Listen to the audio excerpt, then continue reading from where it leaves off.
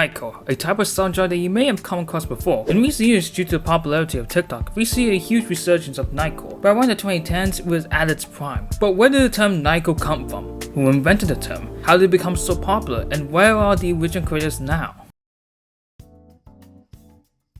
2001. Students in Norway, Thomas Neal, also known as DJ TNT, and Stefan Soderholm, also known as DJ SOS, originally began making music as a passion and for school projects. Both of them would form a duo named Nightcore, which for them, Nightcore means that we are the core of the night, so you'll dance all night long. The first project they would produce and record, which is meant for a school project, was received with a mixed response, including getting a 4 as their final grade for the project, and this would be one of many lost projects that Nightcore has produced. The second project, which was another school project, was this 13-track EP Energize, using the software Dance EJ3. The EP gained a lot of praise in school and got a lot of high marks out of it. The album will be released around 2002, where if you consider release to be giving it out to your friends and DJs around your area. The duo would reveal that the main inspiration for the high-pitched songs was from the German happy hardcore band Scooter, due to their high-pitched vocals, especially for songs like Nasaja and Ramp, stating there were so few of these kinds of artists. We thought that mixing music in our style would be a pleasure for us to listen to. In total, Nightcore released 4 to 5 albums throughout their careers, primarily consisting of electronic tracks with a huge emphasis on techno and Eurodance songs. Okay, so what exactly is Nightcore? Well, from the looks of things, it may just appear as sped-up songs, and you're not wrong. Basically, the pitch of the original song increases in order to create high-pitched vocals and tempo. Accompanying it is some footage and thumbnail, which includes anime artwork or otaku culture, either as a still image or in a GIF format. It's categorized as a much more happier and fun way of listening to music, and sometimes that's true, but it can also sound like a bunch of fucking chipmunks singing.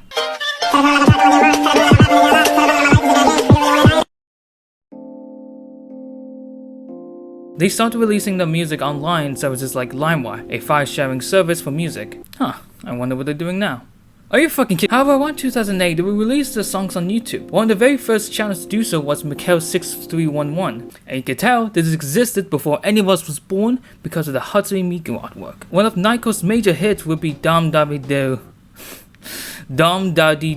in 2006. Side note, it's very strange how very little people know about Nightcore, especially on YouTube where it has a large following. And we have to give credit to the original Nightcore channels, who took the time to listen to the original CDs or find them online and repost it to YouTube, with apparently only 2 was available on YouTube. The rest are pretty much lost or just somewhere in Norway. Also, identifying which ones are Nightcore is much harder due to the duo's name being associated with the name of the subculture and the many re-uploads and the unlimitless uploads of sped-up songs with Nightcore in the title. The only way it can be identified is the date, in which it should be around 2008, but it's still hard to know if any original uploads are still around. For example, Mikhail's channel would gain a huge following, but they would discontinue the channel 3 years ago, either due to the disinterest of the channel or because of one major factor: anyone can make Nightcore. In an interview with Nest HQ, Mikhail explained that when I started in 2008, my goal was to put all the original Nightcore songs on YouTube for everyone to see. At that time, there was no other real examples of big Nightcore channels. Around 2009, when I ran out of original Nightcore songs, I saw this new Nightcore song. After figuring out where the song came from, I found out about Nightcore being sped up and pitched up. I came to the realization that Nightcore songs can be made by everyone using reasonably simple audio software. And this is where the controversy comes in for Nightcore. The songs they released aren't original. Nightcore produced none of the tracks, as they were just sped up edits, and from doing research they never openly admit it. It's borderline plagiarism, as they never give credit to the musicians for the work, and they make it as though it's their own work. Thankfully, you can find out which songs are original just by typing in the song name without Nightcore in it. So how was Energize, the 2002 album that defined Nightcore? Bear in mind, this is my opinion. The songs that they did have aged really badly. Or maybe it's just my taste in music, but it's pretty bad. Each song in the album just sounds the same to me, and I'm not really the biggest fan of the high-pitched party music. It was difficult to listen to, but I have to understand that it was released at the time where these party music were quite popular, so I'll give them that. Whether you hate or love it, those songs did help to create a unique way of listening to music. Around mid-2011, the label of Nightcore was actually misinterpreted. Instead of using it for sped-up party music, many users upload sped-up rock, pop, and hip-hop music and categorize it as Nightcore, with one of the earliest examples of it released on June 6, 2011. Because of this new concept of Nightcore being sped-up edits of songs of any genre and party music kind of dying down, it was able to accumulate millions, and I mean millions, of views. During its peak around the 2010s, it reached over 100 million views, with the most popular one, Angel with a Shotgun, ranking in around 236 1.6 million views, becoming one of the most popular Nightcore songs in the platform. And while it has gone down a bit in popularity, people are still uploading Nightcore videos to this day with no way of stopping it. However, Nightcore would explode once again because of TikTok.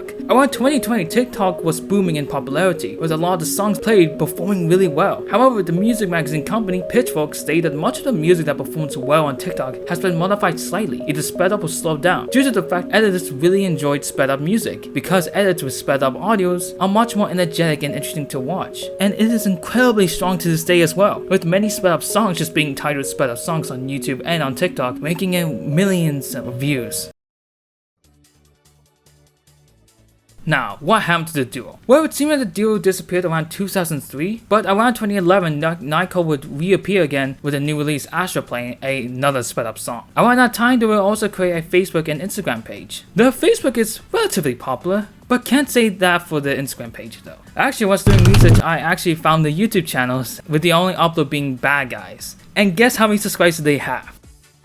32 subscribers. For as large of a following and the impact it had on sped up songs, I guess I should expect it to have at least 1,000 subscribers. You know what, guys? Let's do them a favor. We, the Bidoof Army, will help the Nightcore channel get at least 100 subscribers. They had a huge impact on our childhoods, including mine, and this is the best thing I can do as a thank you to them. They also have merch, which is the most early 2000s things I've seen. Oh my god. One day I'll pay for 10 pairs of the finest women's boy boobs. So Nightcore and sped up songs in general are nowhere near dying out. And whilst we still have the issues of crediting the artists, it helps us still grow more attention and more interest in the songs being played in that way, with many listeners actually still preferring to play in that way, including me sometimes. This can also go towards slow and reverb, but that can wait for another time. Hopefully Nightcore, the duo, are doing well and hopefully are aware of the impact they had with the album. Thank you guys for watching, and I'll see you guys next time.